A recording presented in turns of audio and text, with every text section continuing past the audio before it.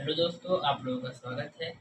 जैसा कि हमने कहा था कि आज से क्लास 11th की बायोलॉजी को स्टार्ट करने जा रहे हैं। उसका पहला चैप्टर द लिविंग वर्ल्ड। तो आइए इसे शुरू करते हैं।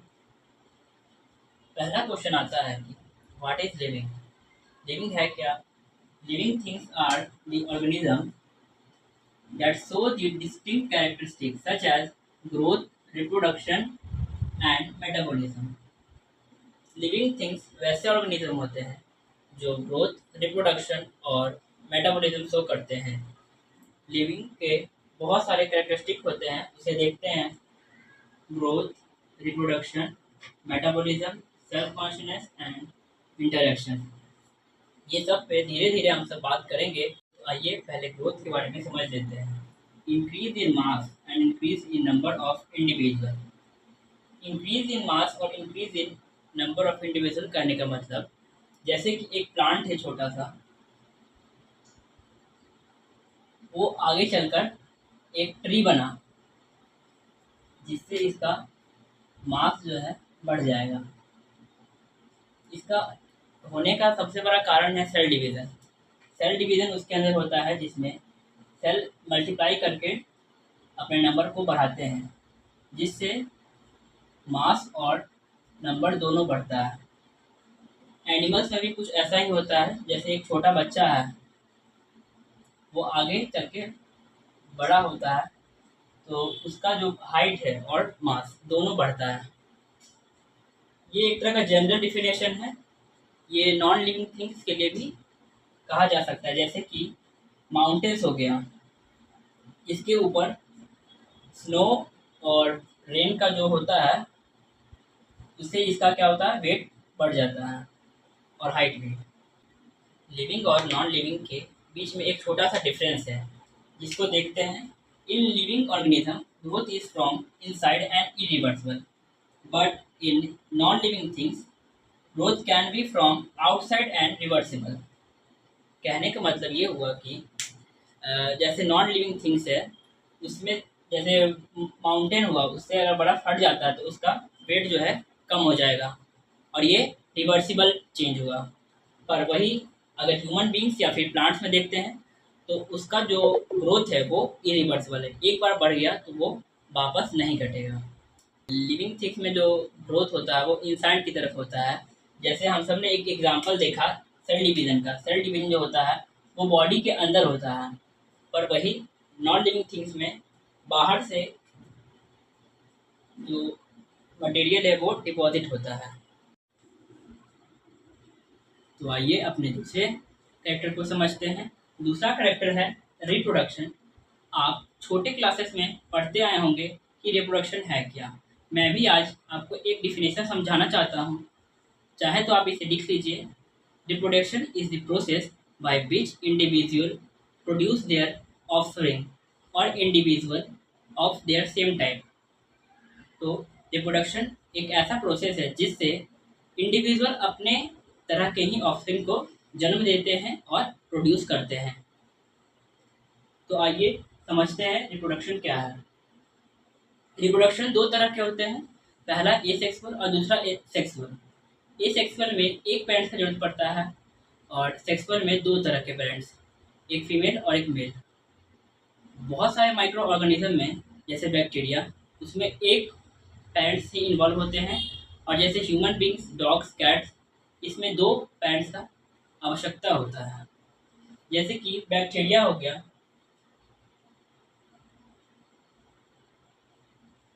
इसमें बाइनरी फिजन होता है, जिसमें एक सेल दो डॉटर सेल में डिवाइड होता है।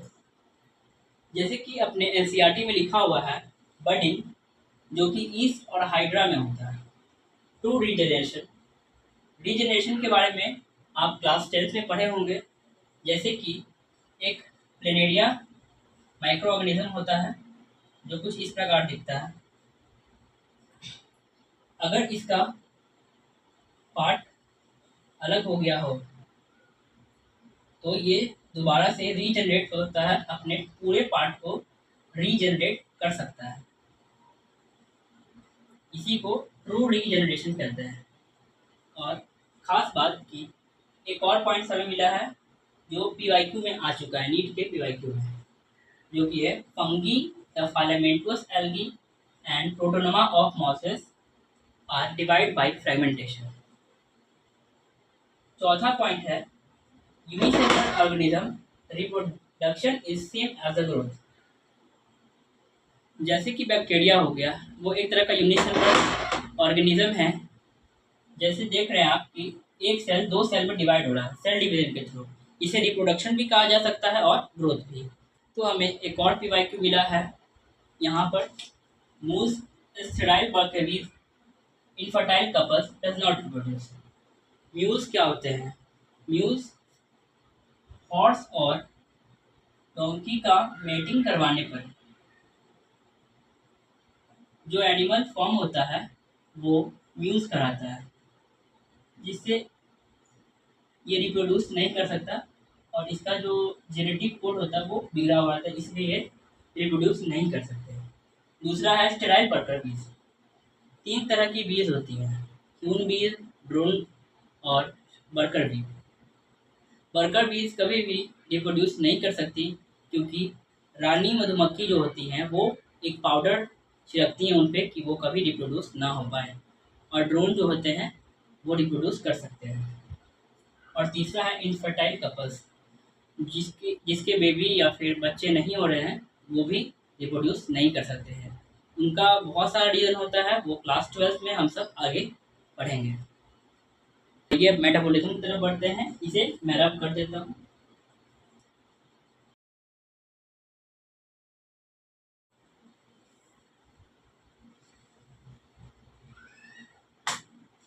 तो आइए मेटाबॉलिज्म को स्टार्ट करते हैं। All the living things are made up of chemicals, जिसे हम सब बायोमोलिक्यूल्स कहते हैं। सारे लिविंग थिंग्स जो हैं बायोमोलिक्यूल्स से बने हुए हैं। बायोमोलिक्यूल्स कहने का मतलब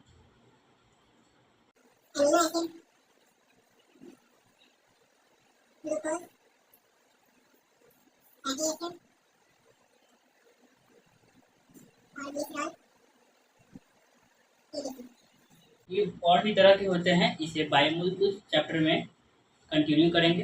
अभी जान लेते हैं इसके आगे आगे क्या है। केमिकल रिएक्शन हमारे बॉडी में हमेशा चलते रहता है, और ये एक ऐसा प्रॉपर्टी है जो नॉन लिविंग थिंग में नहीं होता है। और एक और डिफिनेशन है, the sum of total chemical reaction occurs in our body is called metabolism.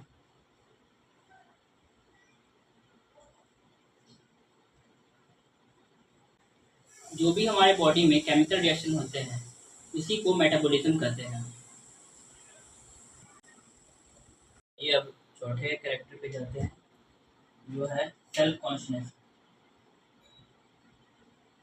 The ability to sense our surroundings or environment and respond to these by external stimuli। अपने surrounding को सेंस करके उससे respond करना।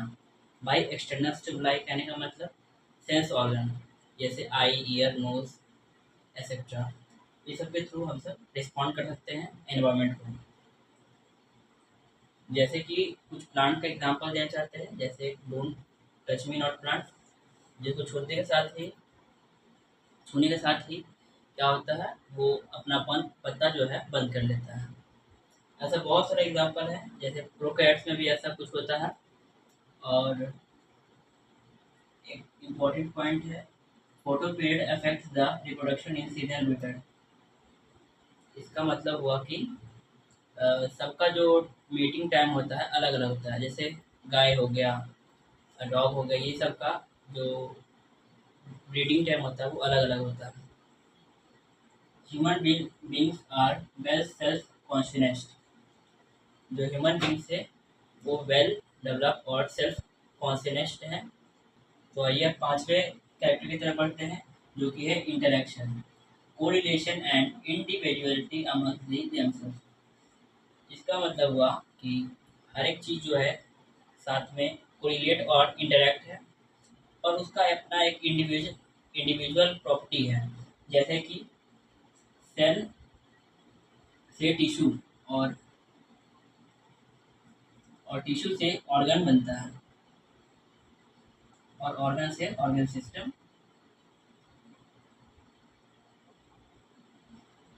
और finally एक organism develop होता है। तो ये एक तरह का इंटरेक्शन है। जैसे कि सेल का जो प्रॉपर्टी है वो टिश्यू से अलग है, और टिश्यू जो है सेल से मिल के बना हुआ है, पर दोनों का प्रॉपर्टी क्या है, अलग है। तो कोरिलेशन हो गया कि सब जो सेल मिल करके टिश्यू बनाते हैं वो सेम है, और टिश्यू का प्रॉपर्टी सेल से अलग है। एक इम्पोर्टेंट बात रह गई थी, ये सब जो हमने पढ़ा सारा कैरेक्टर, इसमें से दो जो है डिफाइनिंग प्रॉपर्टी नहीं है लिविंग की। एक तो ग्रोथ हो गया और एक रिप्रोडक्शन, जो कि डिफाइनिंग प्रॉपर्टी नहीं है।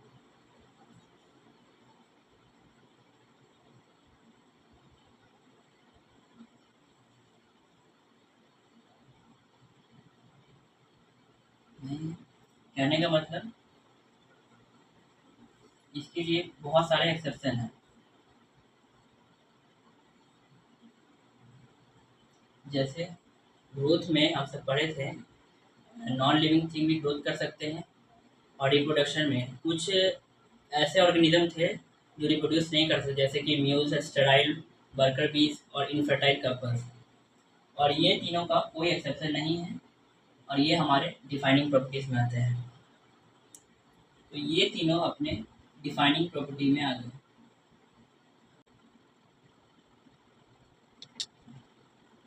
इसका कोई एक्सेप्शन नहीं है, और ये सारे लिविंग थिंग्स के लिए वैलिड है। तो आज के लिए बस इतना ही।